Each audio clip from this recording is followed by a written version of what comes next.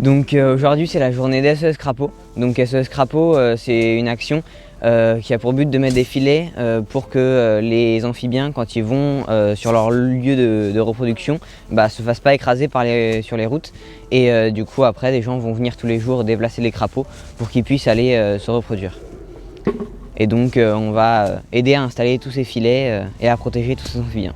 Donc l'idée des espaces naturels sensibles, en tout cas, c'est d'acquérir des terrains, des espaces naturels justement pour les préserver, pour les gérer, les aménager et surtout les ouvrir au public. C'est une chose qui est importante sur les espaces naturels sensibles.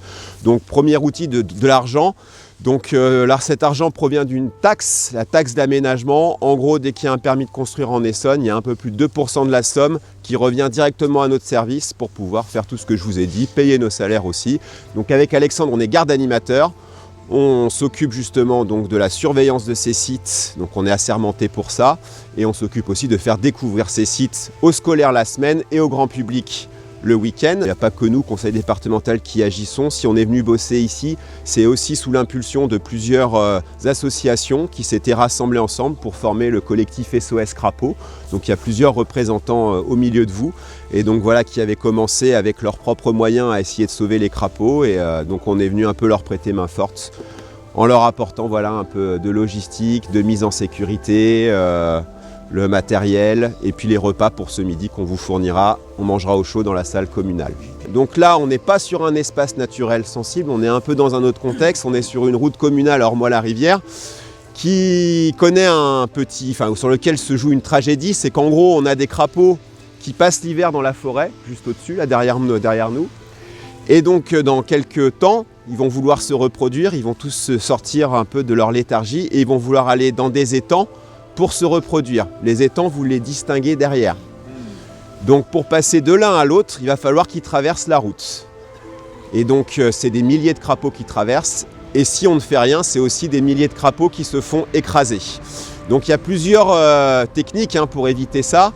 Soit on a la chance de pouvoir faire des gros aménagements et faire ce qu'on appelle des crapauducs. Donc en gros, on met une barrière, une petite barricade qui oblige les crapauds à venir s'engouffrer dans des trous qui vont passer après sous la route, donc des petits tunnels en fait. Et là, c'est super. Par contre, ça coûte beaucoup plus cher et c'est pas forcément évident à mettre en place. Après, il y a l'autre solution qui est ce qu'on va faire aujourd'hui, donc de faire un crapaudrome. C'est un dispositif qui est du coup temporaire. Donc en gros, vous voyez, il y a une tranchée là. Donc ici, on va disposer des filets. Et en fait, tous les 5-6 mètres, il y a des sauts. Donc du coup, les crapauds en descendant, ils vont se heurter au filet. Ils vont partir à gauche ou à droite. Mais au bout d'un moment, ils vont arriver sur un saut, ils tomberont dedans. Et après, il y aura des bénévoles qui viendront tous les matins pour leur faire traverser la route. Voilà, donc c'est assez fastidieux comme opération. Mais ça se fait à plus d'une dizaine d'endroits en Essonne, ce genre d'opération. Jusqu'à fin avril, parce que les crapauds, ils sortent généralement en février, mars, ils vont sortir de leur léthargie, ça dépend des températures. Et donc du coup, ils vont descendre un peu au coup par grandes vagues, traverser. Et après, le dispositif, il faut aussi le faire au retour, parce qu'une fois qu'ils se sont reproduits, les crapauds, 3 semaines après, ils reviennent déjà. Et ils repartent en forêt. Donc du coup, jusqu'en mai, il peut y avoir des crapauds qui remontent. Voilà. Donc vous voyez qu'aujourd'hui, en faisant tout ce qu'on va vous expliquer, vous allez sauver un bon nombre de vies, donc c'est assez gratifiant, entre 3 et 4 000 vies, donc c'est super. Du coup, on a à peu près 1000 mètres de filets à installer. Vous allez voir, c'est assez simple, les choses qu'il va falloir installer, c'est des piquets et des filets. Donc, du coup, l'idée, vous avez compris que les crapauds, ils arrivent de là-haut, donc ils vont descendre. Ils sont assez balèzes les crapauds, ils arrivent à grimper sur les filets et parfois il y en a qui arrivent même à passer. Donc c'est pas que ça saute, non, c'est les grenouilles sautent, les crapauds rampent plutôt, mais ils arrivent à s'agripper et passer. Donc du coup il va y avoir quelques petites choses à faire. Juste pour le filet, il faudra toujours faire attention à l'incliner un petit peu dans cette direction-là quand on est de ce côté-là. Pourquoi ? Parce que les crapauds vont arriver dans ce sens-là. Si on incline ça comme ça, ils ont juste à marcher dessus et à passer de l'autre côté. Donc le filet, il faut bien qu'il soit légèrement orienté comme ça. La petite bande là, qui est un peu plus en dur, là ici, il faut qu'elle soit sur le dessus et l'autre au fond. Ça permet de bien rigidifier le filet. Donc quand vous arrivez à un endroit d'ancrage où il y a un petit piquet qui aura été déplacé par un de vos camarades, vous allez faire 3 points à l'intérieur. Donc là c'est de la couture. Voilà. Donc vous embêtez pas, hein, allez-y brutalement. N'hésitez pas à utiliser les trous qui sont déjà, Oui, déjà faits. Moi c'est ce que j'ai fait. Voilà. Et ensuite, Donc il y a des maillets. L'idée c'est quand on arrive au bout d'un filet, on prend quelques centimètres pour les superposer et on enchaîne. Donc une fois que ça c'est fait, la terre il faut la rabattre, bien compacter, bien tasser. Et du coup, pour que ce soit au même niveau du sol, que quand le crapaud il arrive, il se heurte au filet et qu'il parte à gauche ou à droite. Dernière information, je vous ai parlé des seaux. Les seaux sont déjà installés. D'une année à l'autre, ils sont laissés sur place et re-remplis de terre. Il y a des petites pelles à main pour les vider. Il faut absolument que le filet soit à ras du seau, ce qui paraît logique. Mais chaque année, on est nombreux, on essaye tous d'aller vite et tout, donc il peut y avoir quelques erreurs. Donc voilà, pensez bien à ça, l'idée c'est vraiment de piéger les crapauds. Donc il faut qu'ils y aillent dans ces seaux. Donc on se retrouve avec Audrey de Connaître et Protéger la Nature. Donc est-ce que tu peux nous expliquer un peu ce que c'est SOS Crapaud et quel est le rôle du CPN dans cette action? Alors SOS Crapaud est un collectif qui rassemble plusieurs associations, donc Connaître et Protéger la Nature du Val de Juine, du Val d'Orge, l'AINVO et les CPNB des Gares aussi. Donc il y a plusieurs associations qui se mettent ensemble pour réaliser ce chantier et faire les ramassages des crapauds. Nous sommes aidés aussi de la mairie d'Ormont-la-Rivière et du conseil départemental de l'Essonne. Et pourquoi sauver donc ces amphibiens? Donc il y a essentiellement des crapauds communs, mais des fois quelques grenouilles, mais beaucoup de crapauds. Déjà c'est une espèce protégée et c'est une espèce très utile parce qu'elle se nourrit de beaucoup d'insectes, de limaces et donc est importante dans la chaîne alimentaire et aussi fait partie de la biodiversité et donc à sa place parmi nous. Merci. Donc que fait le CPN? Quelles sont ses autres actions? Alors nous faisons des nettoyages, nous faisons des balades pour apprendre sur la faune et la flore. Donc on fait et à la fois des chantiers et des balades nature. Et comment on peut vous aider? Venez nous rejoindre, hein. On a besoin de spécialistes ou non. C'est vrai qu'on essaie aussi d'apprendre ensemble à reconnaître la faune, la flore. Pour les jeunes, qu'est-ce qu'ils peuvent faire? Alors nous avons Marie qui fait des animations les mercredis après-midi. Alors il me semble que c'est une fois par mois.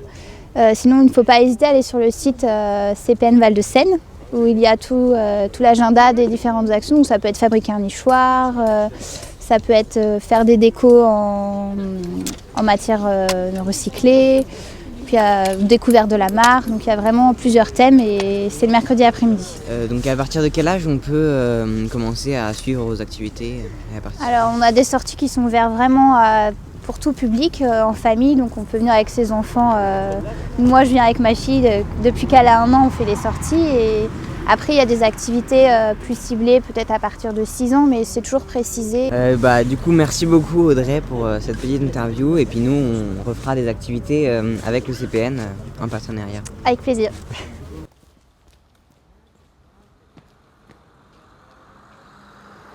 Dis-moi un peu pourquoi tu es venu là aujourd'hui à SOS Crapaud?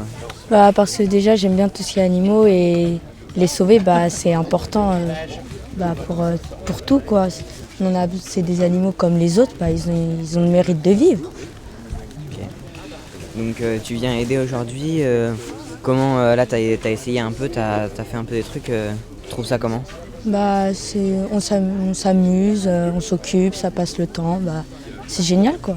Par contre oui, il fait très froid, j'ai les mains gelées même, mais c'est pour la bonne cause donc. Ça va. Ouais. C'est la 2e fois que j'installe et que je fais traverser les crapauds. Okay. C'est intéressant et c'est bien. En fait, plus tard, j'aimerais être naturaliste et donc c'est pour un peu connaître plus le métier. Comme les autres chantiers, on rencontre beaucoup de monde, on discute, on partage nos points de vue animaliers et c'est une ambiance sympathique.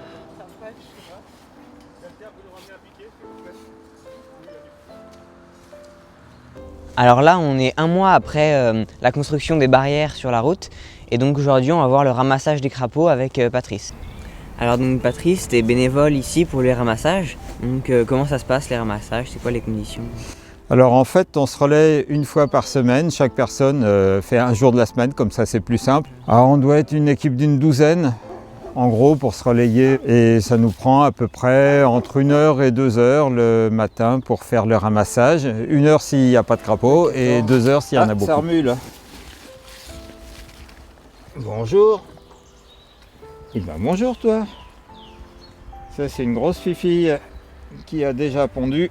On voit ici qu'il n'y a plus d'ovules et qui a envie de passer de l'autre côté de la route, qui a l'air même assez pressée.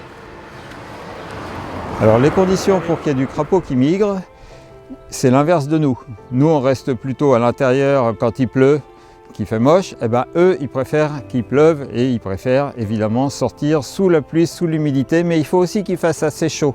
En dessous de 10 degrés ils ne migrent pas en général. Donc quand on voit les conditions la veille au soir, on peut se dire le lendemain matin je vais avoir beaucoup de crapauds ou je vais en avoir très peu. En ce moment les conditions ne sont pas vraiment réunies. Aujourd'hui il fait assez beau, il a fait sec hier soir, donc on a eu 3 crapauds dans la matinée. Du coup cette saison vous avez beaucoup de crapauds, pas trop? Cette saison c'est totalement inhabituel, mais enfin avec les changements climatiques on va finir par s'habituer au fait que ce soit inhabituel. En fait cette saison il y a très peu de crapauds, on en est plutôt à 300 alors qu'on devrait en être à 3000.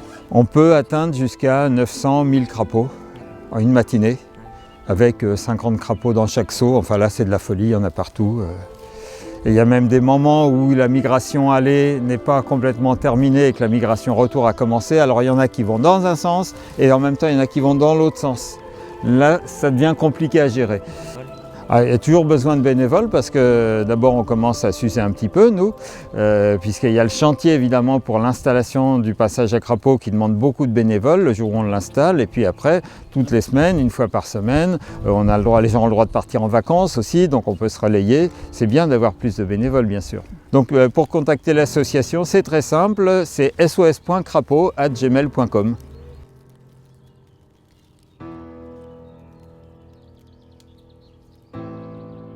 Rendez-vous l'année prochaine pour de nouvelles actions SOS Crapaud. Ça se passe dans toute la France, donc vous aurez forcément un endroit à côté de chez vous où des actions SOS Crapaud se passeront. Donc renseignez-vous et cherchez un endroit où participer. Ça se passe en janvier. Vous n'avez pas besoin de compétences particulières pour participer à une action SOS Crapaud. C'est super cool, c'est super convivial, on parle avec les gens, on apprend plein de choses sur la nature avec plein de passionnés. Donc c'est vraiment génial et venez participer à cette super opération et sauver des vies avec nous.